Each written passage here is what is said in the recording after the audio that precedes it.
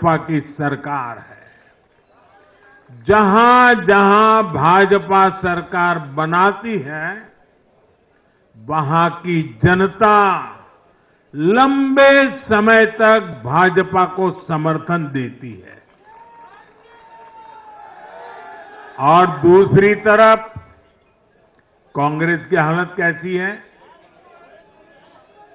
पिछली बार कब कांग्रेस की किसी सरकार की वापसी हुई है? यानी जो सरकार में थे, कितने साल पहले वो दोबारा आए थे? करीब 13 साल पहले 2011 में असम में उनकी सरकार लौटी थी, बाकी एक भी नहीं लौटी। उसके बाद भी जितने चुनाव हुए, लोगों ने कहीं भी कांग्रेस को सेकंड टर्म नहीं दिया है।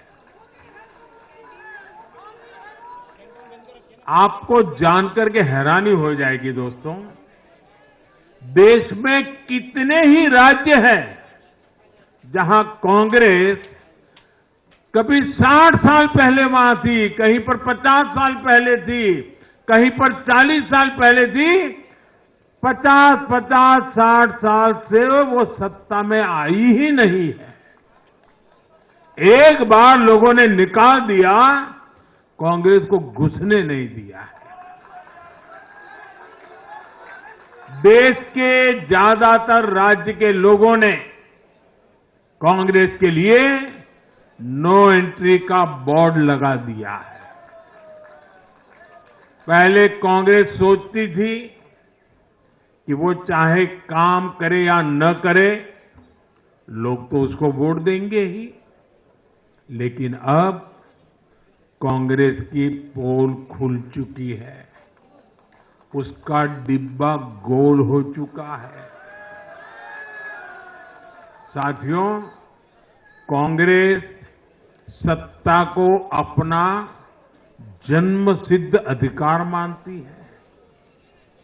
सरकार में ना रहने पर कांग्रेस की हालत जल बिन मछली जैसी हो जाती है।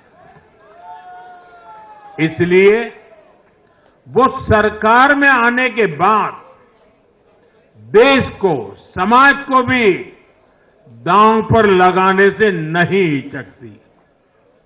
आज पूरा देश देख रहा है कि कैसे कांग्रेस हमारे समाज में जाति का जहर फैलाने पर उतर आई है।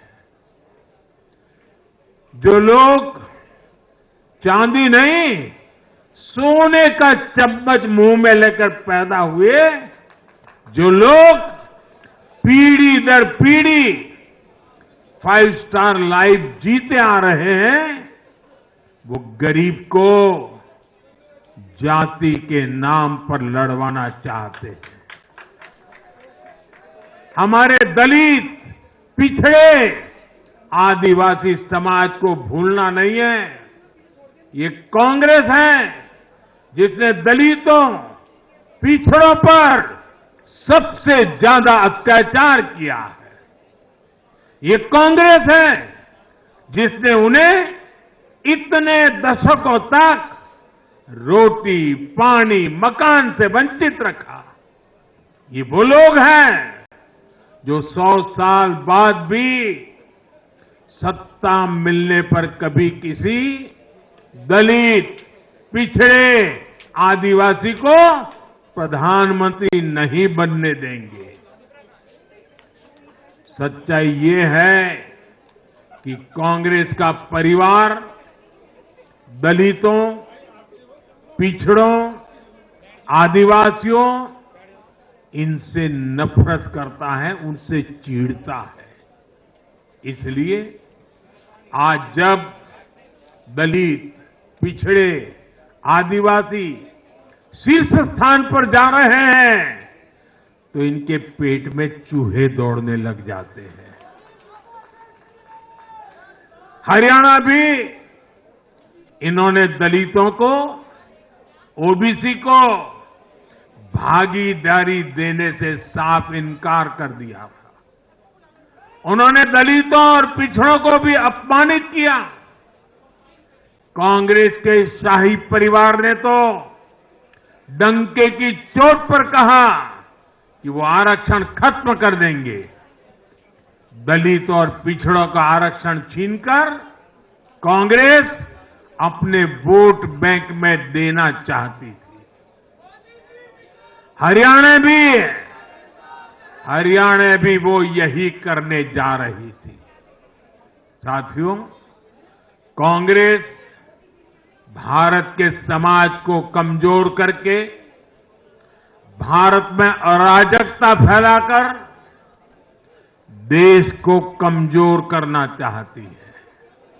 इसलिए वो अलग अलग वर्गों को भड़का ही रहे हैं, लगातार आग लगाने की कोशिश कर रहे हैं।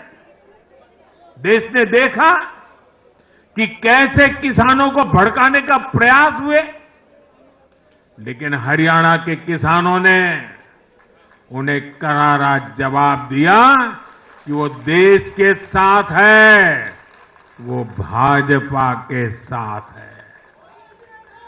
हमारे दलित ओबीसी साथियों को भड़काने की कितनी ही कोशिशें हुई, क्या क्या प्रपंच नहीं किए गए, लेकिन इस समाज ने भी इस षड्यंत्र को पहचाना और कहा कि वो देश के साथ है, भाजपा के साथ है। इन लोगों ने हमारी सेना को लेकर भी अपप्रचार किए, हमारे नौजवानों को भड़काया। इस साजिश को भी हरियाणा के नौजवानों ने नाकाम कर दिया।